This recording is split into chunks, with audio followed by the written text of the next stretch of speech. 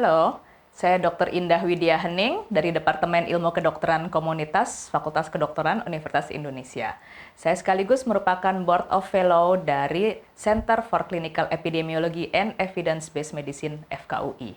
Pada video ini, saya akan membawakan materi mengenai intervention research. Bagian pertama adalah merupakan overview. Studi intervensi merupakan pengukuran kuantitatif dari efek suatu terapi atau efek dari suatu tindakan pencegahan. Dalam studi intervensi, umumnya yang dilakukan adalah berupa eksperimen, di mana peneliti menentukan kelompok mana yang menerima terapi dan kelompok mana yang tidak menerima terapi atau kontrol. Sebagai contoh, di sini saya akan memperlihatkan di mana kita akan mengevaluasi suatu obat baru yang diberi nama obat sehat yang merupakan obat untuk menurunkan tekanan darah. Dalam eksperimen pertama ini, kita sebut pasien kita adalah Nyonya Erni. Dia mengalami tekanan darah yang tinggi dan rencananya akan diberikan intervensi selama 6 minggu dengan menggunakan obat yang kita sebut sehat. Dan outcome-nya adalah tekanan darah. Kita lakukan pengukuran tekanan darah setiap minggu kepada Nyonya Erni dengan yang menggunakan obat sehat dan hasilnya seperti dapat dilihat pada grafik. Apabila kita memperhatikan grafik ini, barangkali kesan yang kita dapat adalah bahwa terjadi penurunan tekanan darah pada Nyonya Erni dengan menggunakan obat sehat selama 6 minggu. Dari pengamatan tersebut, kita bisa melihat bahwa yang bisa disimpulkan adalah pada pasien tertentu, dalam hal ini Nyonya Erni, tekanan darah menurun setelah menggunakan obat tersebut selama beberapa saat. Namun demikian, kita harus memikirkan beberapa faktor yang mungkin bisa menjelaskan mengapa Nyonya Erni mengalami penurunan dalam tekanan darahnya.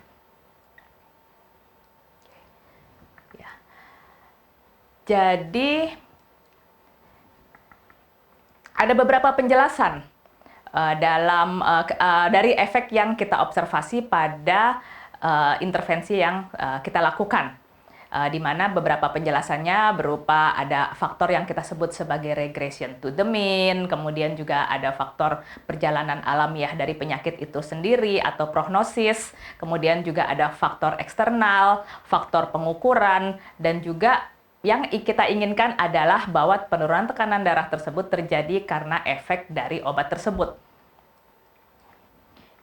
Regression to the mean adalah merupakan suatu konsep di mana apabila kita melakukan pengukuran, itu setelah pengukuran diulang selama beberapa kali, maka umumnya dari tadinya apabila pengukuran itu mungkin pada pengukuran pertama kita mendapat angka yang tinggi, dengan diulang-ulang pengukuran, maka kemudian kita akan mendapat angka yang cenderung menuju ke arah sentral tendensinya. Ya, ini terjadi karena efek dari pengukuran yang bervariasi, dan ini tentu saja bagi seorang dokter adalah suatu keuntungan. Ya, karena sepertinya kita melihat bahwa tekanan darahnya itu menjadi normal. Untuk menanggulangi hal ini, maka tentu saja kita harus memastikan bahwa kita melakukan pengukuran cukup sering, sehingga kita benar-benar mendapat angka yang sebenarnya, dan tindakan lain adalah bahwa kita harus memiliki kelompok pembanding. Untuk faktor yang kedua, yaitu faktor perjalanan alamiah dari penyakit, kita juga mengetahui bahwa mungkin saja penyakit tekanan darah tinggi yang sedang dialami oleh pasien itu kemudian juga akan bisa membaik sendiri. Ya, dan tentu saja efek ini dapat berbeda-beda pada masing-masing orang. Ya. Namun demikian, yang menjadi interest kita yang terutama adalah efek dari obat sehat yang kita sebut sehat itu. Namun demikian, berbagai efek lain juga memiliki pengaruh yang terhadap tekanan darah. Beberapa di antaranya adalah yang disebut sebagai placebo effect maupun efek induced effect. Induced external effect merupakan misalnya seseorang yang mengetahui bahwa dia memiliki tekanan darah tinggi. Ya, dan kemudian dia menyadari bahwa dia memperoleh terapi untuk tekanan darah tingginya. Mungkin saja dia akan melakukan perubahan perilaku secara bersamaan agar terapinya memberi manfaat. Ya, seperti misalnya kalau untuk tekanan darah tentu saja misalnya dia akan mengubah perilaku makannya, meningkatkan aktivitas fisiknya dan sebagainya. Dan ini adalah salah satu faktor eksternal yang terjadi karena seorang pasien menyadari bahwa dia menerima terapi. Ya. Kemudian faktor lain yang mungkin terjadi adalah yang kita sebut sebagai faktor kesalahan saat observasi atau kita kenal juga sebagai yang disebut information bias. Ya. Tentu saja sebagai seorang peneliti kita umumnya ingin membuktikan efektivitas dari obat yang kita teliti. Dengan demikian kita memiliki ekspektasi bahwa obat yang kita berikan pada pasien itu akan memberikan manfaat sesuai yang kita harapkan. Ini bisa saja kemudian akan mempengaruhi cara kita melakukan pengukuran terhadap outcome yang kita inginkan. Misalnya kita kemudian jadi lebih teliti dalam mengukur outcome. Misalnya kalau untuk tekanan darah, mungkin kita karena mengharapkan bahwa tekanan darahnya menurun, jadinya kita mengukur lebih sering, atau kita juga kemudian membulatkan angkanya ke bawah, dan ini berbagai hal yang bisa terjadi karena ekspektasi dari peneliti untuk bahwa obatnya akan berguna, dan ini semuanya kita sebut sebagai measurement error. Nah, dari pengukuran yang tadi kita amati pada seorang pasien, kita mengetahui ya bahwa ada berbagai hal yang bisa mempengaruhi hasil pengukuran, yaitu diantaranya adalah perjalanan alamiah penyakit, ya, kemudian juga regression to the mean, ada faktor eksternal dan faktor observasinya itu sendiri atau faktor information bias. Oke. Nah, sekarang kita lihat pada grafik ini kita melihat bahwa di minggu pertama tekanan darahnya adalah 160 mmHg dan kemudian di minggu terakhir tekanan darahnya adalah menurun menjadi 100. Jadi dengan setiap minggu diukur tekanan darahnya semakin turun dan terakhir di minggu ke-6 mencapai 140 mmHg. Ya.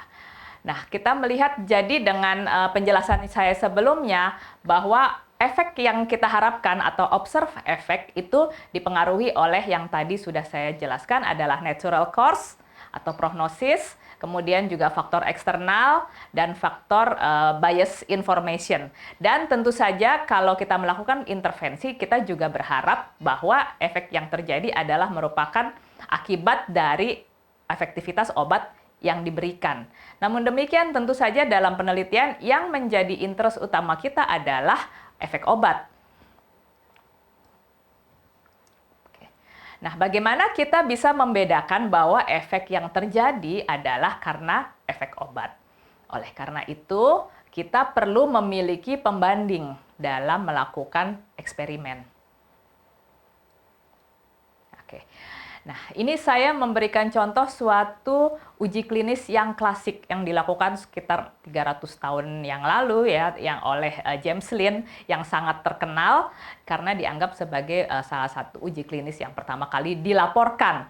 Ya, ketika itu pada zaman itu adalah zaman eksplorasi di mana Kerajaan Inggris banyak mengirimkan pelaut-pelautnya untuk pergi ke berbagai negara yang baru untuk menemukan dunia baru, dan ternyata mereka menemukan bahwa untuk melakukan perjalanan itu sangat berbahaya dan angka kematian dari para pelaut itu cukup tinggi, salah satunya diakibatkan oleh penyakit scurvy. Dan James Lin adalah dokter angkatan laut yang kemudian melakukan percobaan di mana para pelaut yang ikut dalam kapal tersebut kemudian diberi berbagai macam intervensi yang dianggap selama ini merupakan terapi untuk penyakit scurvy. Jadi dia mengumpulkan 12 pelaut ya, yang dimana kemudian dibagi menjadi 6 kelompok dengan masing-masing menerima intervensi yang berbeda, mulai dari cider dan kemudian juga cuka, air laut, ya, dan salah satunya adalah jeruk, ya. Dan ternyata dari penelitian ini terbukti bahwa pelaut-pelaut yang menerima intervensi berupa jeruk itu bisa terhindar dari scurvy. Dan ini tercatat sebagai salah satu uji klinis yang pertama kali dilaporkan. Oke. Nah, dengan demikian kita kembali kepada pasien kita perlu memiliki pembanding. Sehingga kemudian kita merekrut satu orang pasien lagi. Ya, di sini tadi ya Nyonya Erni dan sekarang kita punya Nyonya Sri yang akan menjadi pembanding, di mana kalau Nyonya Erni menerima obat sehat, Nyonya Sri itu tidak menerima obat.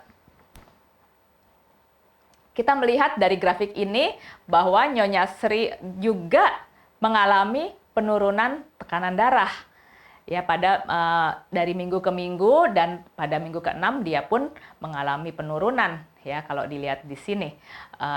Walaupun penurunannya itu tidak sebesar Nyonya Sri. Ya, jadi Nyonya Erni, mohon maaf. Jadi tapi dia pun mengalami penurunan, ya, sehingga kita bisa melihat gitu ya bahwa memang dengan adanya kontrol ini tentu saja yang penting bagi kita adalah seberapa besar perbedaan penurunan yang terjadi. Karena dua-duanya sama-sama menurun di minggu terakhir, tapi kita ingin mengetahui apakah ada perbedaan yang cukup besar dalam penurunan tekanan darah yang dialami oleh kedua pasien kita.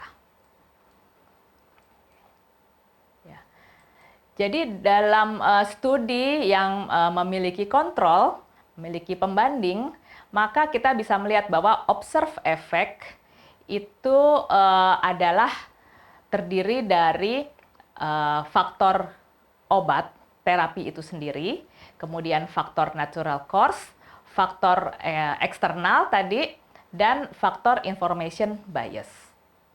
Ya, sementara pada kelompok pembanding yang tidak menerima terapi, itu observe effect diperoleh dari natural course, faktor eksternal, dan faktor information bias tanpa adanya terapi. Oke. Ya, dengan demikian bisa kita ringkas bahwa dalam suatu penelitian yang ingin meneliti efek dari suatu obat sebagai terapi, maka kita perlu memiliki pembanding di mana kita bisa merumuskan bahwa observe effect pada kelompok yang mendapat intervensi itu berbeda dengan observe effect dari kelompok kontrol, ya. Dan karena secara keseluruhan jadi kita bisa membandingkan bahwa observe effect yang terjadi gitu merupakan observe effect dari si terapi itu, terapi yang diberikan apabila kita melihat bahwa natural course pada kedua kelompok itu sama, demikian juga pada external effect pada kedua kelompok, baik kelompok intervensi dan kelompok kontrol itu sama, dan juga information bias pada kedua kelompok itu sebanding. Ya, dengan demikian di akhir kita bisa menyimpulkan bahwa perbedaan dari observe effect yang kita lihat itu benar-benar merupakan akibat dari pemberian terapi. Oke.